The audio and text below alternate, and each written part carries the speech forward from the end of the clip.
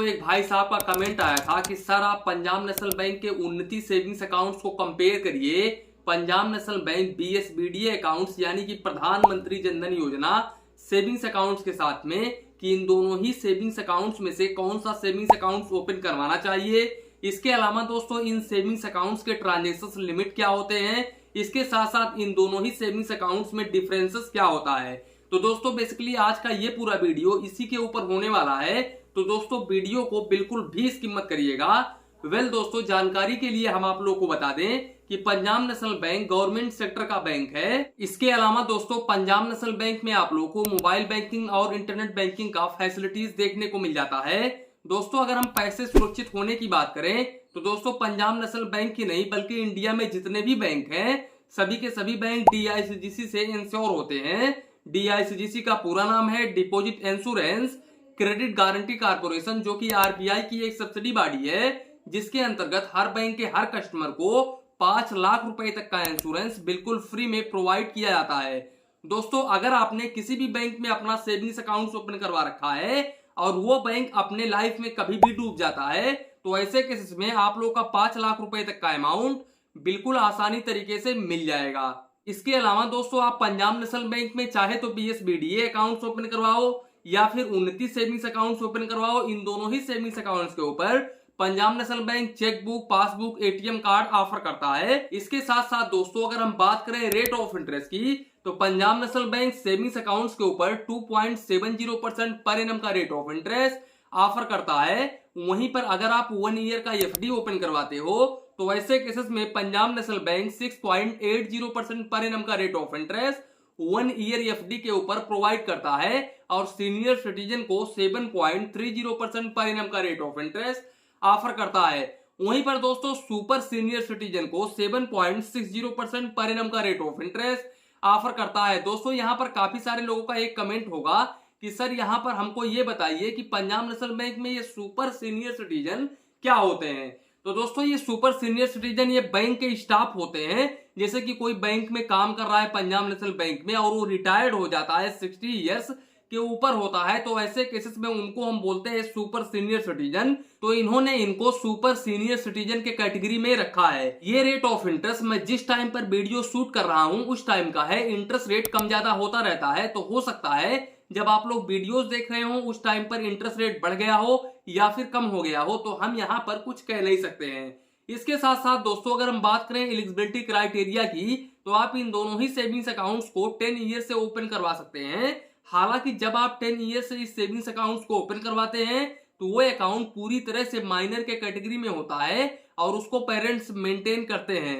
दोस्तों अगर हम बात करें डॉक्यूमेंट्स की तो आप Aadhaar card voter ID card driving licence इसके साथ साथ आप कोई भी लीगल डॉक्यूमेंट्स दे करके अपना सेविंग्स अकाउंट ओपन करवा सकते हैं। दोस्तों आपका एज जैसे ही 18 प्लस होता है वैसे ही ये जो अकाउंट होता है वो कन्वर्ट हो जाता है मेजर अकाउंट में। इसके अलावा दोस्तों अगर हम मिनिमम बैलेंस को डिस्कस करें तो पंजाब नेशनल बैंक उन्नति सेविंग्स अकाउंट्स के ऊपर आप लोगों को रूरल में 500 रुपए, सेमी अर्बन में 1000 रुपीज, अर्बन और मेट्रो सिटीज में आप लोगों को 2000 rupees quarterly average balance maintain करना होता है। और अगर आप इस बैलेंस को मेंटेन नहीं करते हैं तो ऐसे केसेस में रूरल के कस्टमर्स को 100 रुपए प्लस जीएसटी, सेमी अर्बन के कस्टमर्स को 150 रुपए प्लस जीएसटी, वहीं पर दोस्तों अर्बन और मेट्रो सिटीज के कस्टमर्स को 250 रुपए plus GST quarterly maximum charges देना होता है। दोस्तों वो डिपेंड करता है कि आप अपने अकाउंट्स में कितना अमाउंट शॉर्टफॉल करते हो, उसी के अकॉर्डिंग आप लोगों को चार्जेस देना होता है। जबकि बीएसबीडीए यानी कि प्रधानमंत्री जनधन योजना अकाउंट्स पर मिनिमम बैलेंस रिक्वायरमेंट नहीं होता है। इसके साथ साथ मिनिमम बैलेंस के ऊपर आप लोगों को कोई भी चार्जेस नहीं देना होता है।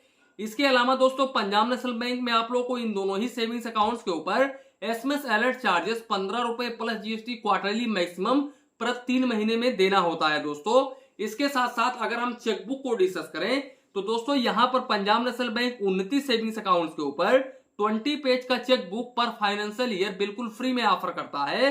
और जबकि बीएसबीडीए यानी कि प्रधानमंत्री जनधन योजना सेविंग्स अकाउंट्स के ऊपर 10 पेज का चेक बुक बिल्कुल फ्री में ऑफर करता है पर फाइनेंशियल ईयर। दोस्तों अगर आप एक्स्ट्रा चेकबुक लेना चाहते हो तो ऐसे केसेस में अगर आप ब्रांच के थ्रू एक्स्ट्रा चेकबुक लेते हो तो यहाँ पर आप लोगों को 4 रुपए प्लस जीएसटी पर लीव्स यानी कि पर पेज का चार्जेस देना होता है। इसके अलावा दोस्तों ब्रांच के थ्रू आप 50 डेबिट एंट्रीज ही उन्नति सेविंग्स अकाउंट्स के ऊपर कर सकते हो, जबकि BSBDA सेविंग्स अकाउंट्स के ऊपर 6 डेबिट एंट्रीज ही दिया गया है। दोस्तों आप ब्रांच के जरिए करो या फिर कहीं और से करो, आपको ओनली 6 डेबिट एंट्रीज ट्रांजेक्शन ही यहां पर फ्री दिया गया है। अगर आप इस लिमिट को क्रॉस करते हो तो ऐसे केसेस में आप लोगों को 5 रुपए प्लस GST पर डेबिट एंट्रीज का चार्जेस देना होगा, और यहां पर उन्नति सेविंग्स अकाउंट्स के ऊपर 10 रुपए प्लस GST पर डेबिट एंट्रीज का चार्जेस देना होगा। तो इस बात का ध्यान रखें।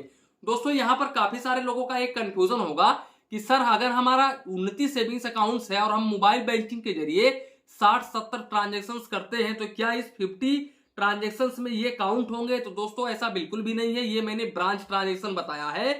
हालांकि BSBDA पर काउंट होंगे दोस्तों, लेकिन उन्नति सेविंग्स अकाउंट्स पर ये ट्रांजेक्शंस काउंट नहीं होंगे। इसके अलावा दोस्तों अगर हम कैश विड्रॉवल को डिस्कस करें कि आप कितना बार कैश निकाल सकते हैं बैंक से, तो यहाँ पर 5 बार आप मंथली कैश निकाल सकते हैं, और अगर आप इस लिमिट को क्रॉस करते हैं तो ऐसे केसेस में आप लोगों को 2 रुपए पर 1000 के हिसाब से चार्जेस देना होता है इन दोनों ही सेविंग्स अकाउंट्स के ऊपर। बात करें दोस्तों अगर हम कैश डिपॉजिट की, तो आप लोगों को ओनली 3 ट्रांजेक्शन पर मंथ दिया जाता है, और अप टू 1 लाख रुपए तक आप free per day cash deposit कर सकते हैं दोस्तों। हालांकि ये 3 ट्रांजेक्शन से अगर आपका 4 ट्रांजेक्शन 5 ट्रांजेक्शन हो जाता है तो ऐसे केसेस में आप लोग को 50 रुपए पर ट्रांजेक्शन चार्जेस देना होता है, और अगर आपका अमाउंट 1 लाख रुपए से अधिक हो जाता है तो ऐसे केसेस में आप लोग को 1 रुपीज पर 1000 के हिसाब से चार्जेस देना होता है, और मिनिमम आप लोग को 50 रुपए प्लस GST चार्जेस देना होता है इन दोनों ही सेविंग्स अकाउंट के ऊपर। इसके अलावा दोस्तों अगर हम बात करें ATM कार्ड की, तो यहाँ पर पंजाब नेशनल बैंक उन्नति सेविंग्स अकाउंट्स के ऊपर क्लासिक वेरिएंट का डेबिट कार्ड ऑफर करता है, जो कि रुपए भी हो सकता है, मास्टर भी हो सकता है, वीजा भी हो सकता है। दोस्तों अगर हम इस कार्ड के इशुएंस फीस की बात करें तो इशुएंस फीस बिल्कुल फ्री है, लेकिन एनुअल फीस आप लोगों को 150 रुपए प्लस GST देना होता है, जो कि हर साल आपके अकाउंट से काट लिया जाता है दोस्तों। ये टोटल 177 रुपए डेबिट होता है दोस्तों, जबकि Punjab national bank BSBDA savings accounts के ऊपर डेबिट कार्ड जो प्रोवाइड करता है, PMJDY डेबिट कार्ड प्रोवाइड करता है, और इस पर आप लोगों से कोई भी फीस नहीं लेता है, ये बिल्कुल फ्री ऑफ कॉस्ट होता है। तो दोस्तों कुल मिलाकर के अगर हम देखा जाए तो यहाँ पर BSBDA पर तो आप लोगों को सर्विस चार्जेस बिल्कुल ना के बराबर देना होता है, लेकिन हालांकि यहाँ पर लिमिटेशंस बहुत बड़ा है दोस्तों। यहाँ पर इनके डेबिट कार्ड से आप 10,000 रुपए से अधिक का कैश नहीं निकाल सकते हैं दोस्तों। इसके अलावा एक मंथ में आपका 6 डेबिट एंट्रीज से ज्यादा नहीं होना चाहिए। इसके साथ साथ दोस्तों सबसे बड़ा पॉइंट यही है कि 6 डेबिट एंट्रीज से ज्यादा नहीं होना चाहिए किसी भी केस में। तो दोस्तों ये हमारा जो BSBDA अकाउंट है ये किसी काम का नहीं है, इस पर काफी सारे लिमिटेशंस है। तो अगर आप छोटा मोटा अगर अमाउंट कमाते हो, जैसे कि 2000 4000 आपकी अर्निंग है, तो BSBDA में प्रिफेयर करूंगा। लेकिन अगर आपका जो सैलरी है वो 20,000 प्लस है या 15,000 प्लस है, तो आप उन्नति सेविंग्स अकाउंट्स ओपन करवाओ दोस्तों, क्योंकि उन्नति सेविंग्स अकाउंट्स काफी शानदार सेविंग्स अकाउंट्स है। अब उन्नति सेविंग्स अकाउंट्स में अगर आप EMI मेंटेन कर लेते हो तो आप लोग को 100 रुपए 150 रुपए 250 रुपए चार्जेस देने की जरूरत नहीं है। इसके अलावा SMS अलर्ट भी इनका काफी कम है। इसके साथ साथ ATM कार्ड के ऊपर ओनली आप लोग को 177 रुपए 1 ईयर में देना होगा दोस्तों। तो ये काफी शानदार सेविंग्स अकाउंट्स है। अगर आपका अर्निंग थोड़ा ज्यादा है तो आप उन्नति सेविंग्स अकाउंट्स ही ओपन करवाओ। तो दोस्तों यही था पंजाब नेशनल बैंक उन्नति सेविंग्स अकाउंट्स और BSBDA सेविंग्स अकाउंट्स में डिफरेंसेस। आशा करता हूं कि पंजाब नेशनल बैंक के उन्नति सेविंग्स अकाउंट्स और BSBDA सेविंग्स अकाउंट्स के रिलेटेड जो भी आप लोग के मन में कंफ्यूजन था वो बिल्कुल भी इस वीडियो में क्लियर हो गया होगा। तो इसी के साथ में वीडियो समाप्त करते हैं। वीडियो पसंद आया हो तो प्लीज वीडियो को एक लाइक करिए और अपने चैनल फाइनेंस बैंकिंग को सब्सक्राइब करिए। मन में कुछ डाउट हो, कंफ्यूजन हो तो प्लीज कमेंट करिए। धन्यवाद, मिलते हैं नेक्स्ट वीडियो में।